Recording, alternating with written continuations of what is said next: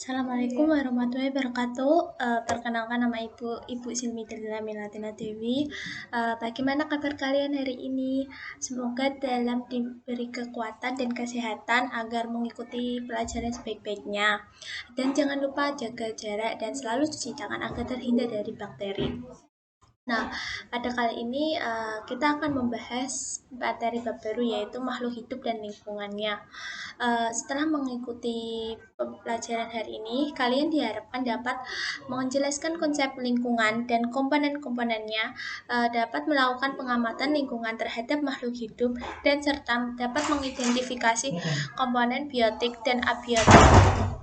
Selanjutnya, kita akan membahas tentang apersepsi. Apa sih apersepsi itu? Apabila kalian melihat 2 ekor ulat, apakah sudah dapat dikatakan sebagai populasi ulat? Sedangkan apabila melihat 5 buah sampah plastik, apakah bisa disebut dengan populasi? Nah, untuk itu pasti kalian pada bingung kan? Nah, untuk penjelasan selanjutnya agar kalian paham yaitu tentang motivasi. Nah, di sini ada tiga gambar yaitu petani bunga, cacing, dan kupu-kupu. Apakah ada interaksi yang saling membutuhkan dari ketiga gambar tersebut? Jelaskan interaksinya antara ketiga gambar itu. Pastinya kalian agar kalian paham lingkungan itu tidak hanya disusun atas satu komponen saja. Di dalam suatu lingkungan terdiri atas beraneka jenis makhluk hidup yang saling berinteraksi di dalamnya. Nah, untuk penjelasannya lebih lanjut, kita next.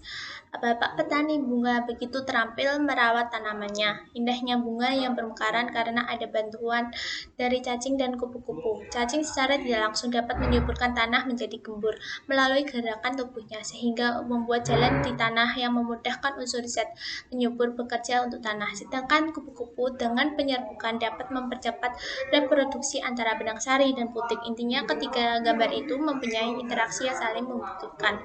Nah, lanjut kita membahas tentang stimulus. Ini gambar apa? Sawah. Nah, pada sawah ini rentan terhadap perubahan iklim karena tingkat reproduksi pada sangat bergantung kepada daya dukung iklim.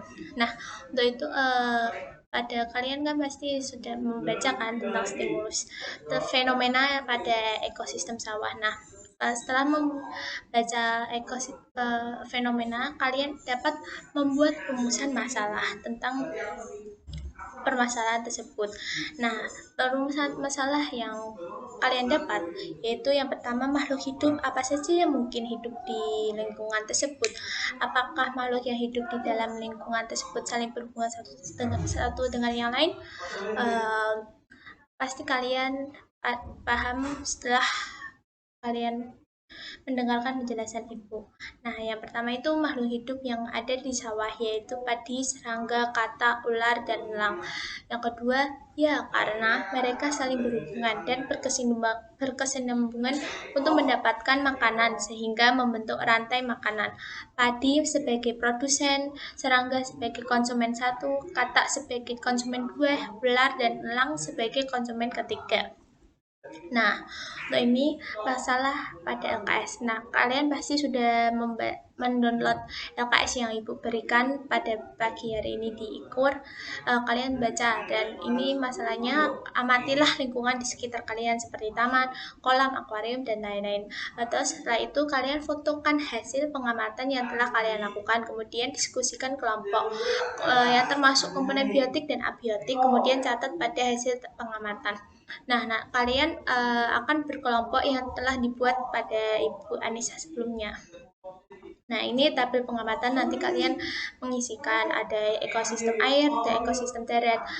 Bagian yang hidup biotik itu hewan dan tumbuhan. Apa sih yang termasuk bagian yang tidak hidup itu abiotik. Lanjut. Nah, setelah kalian melakukan pengamatan, kalian akan mengisi pertanyaan LKS. Ada 3 jawaban yang kalian jawab. Nah, dari ketiga jawaban ini, kalian kerjakan pada buku kalian masing-masing. Nah, nanti kalian kumpulkan di Google Classroom. Setelah itu, kalian mengumpulkannya perwakilan kelompok saja. Nah, ini ada pertanyaan agar kalian lebih paham lanjut. Mengapa komponen biotik dalam satu ekosistem sangat dipengaruhi oleh komponen abiotik? Komponen abiotik dan abiotik itu memiliki hubungan yang erat satu sama lain. Komponen biotik dipengaruhi oleh komponen abiotiknya, sedangkan komponen abiotik ditunjang oleh komponen biotik. Lanjut ke sesi berikutnya. Mengapa di sekitar pohon walnut jarang ditumbuhi tumbuhan lain? Jelaskan bentuk interaksi yang terjadi. Karena pohon walnut itu dapat menghasilkan zat beracun yang menghambat pertumbuhan tanaman di sekitarnya. Bentuk interaksi yang terjadi adalah alepati, di mana suatu makhluk hidup menghasilkan zat yang dapat menghambat pertumbuhan makhluk hidup. Nah, di sini komponen biotik itu ada 3 macam: produsen, konsumen, dan pengurai. Nah, produsen itu komponen biotik atau makhluk hidup yang mampu menghasilkan makanannya sendiri. Sedangkan konsumen itu komponen biotik yang tidak dapat menghasilkan makanannya sendiri dan bergantung pada organisme lain sebagai bahan makanan.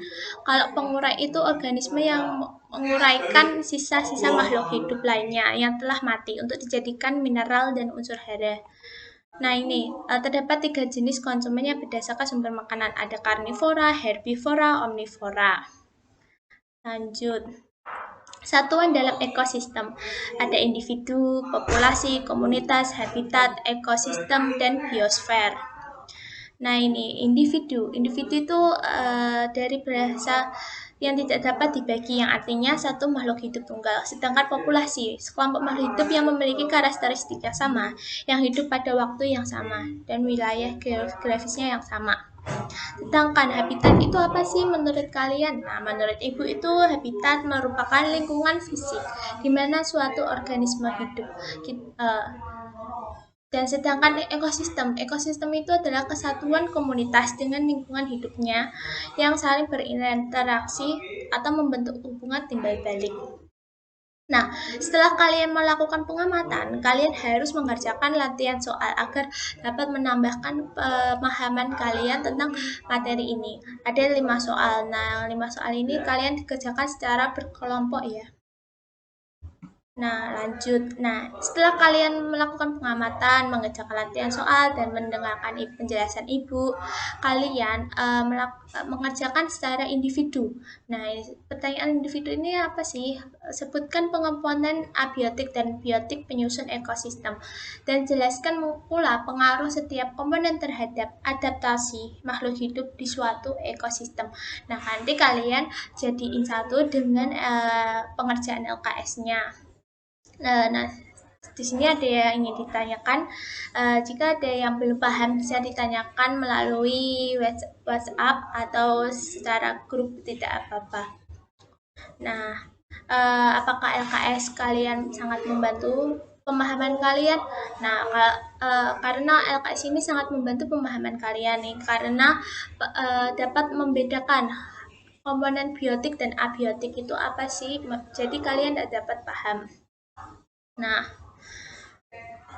jika kalian kurang dari KKM, kalian dapat mengerjakan mencari contoh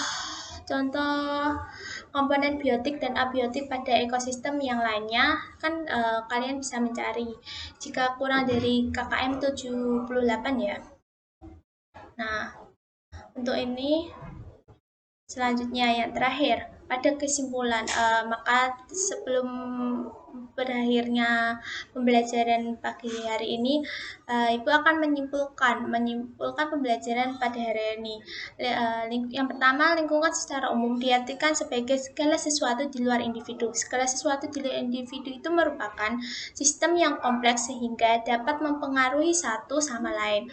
Lingkungan terdiri atas 2 komponen utama, yaitu komponen biotik terdiri dari atas makhluk hidup dan komponen abiotik terdiri atas makhluk tak hidup atau benda mati. Selanjutnya, makhluk hidup di dalam ekosistem dibedakan menjadi 3 macam, yaitu produsen, konsumen, dan decomposer.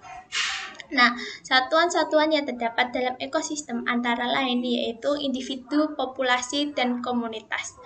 Nah, untuk sebelum berakhirnya pembelajaran pagi hari ini, alangkah baiknya kita membaca Alhamdulillahirabbil alamin.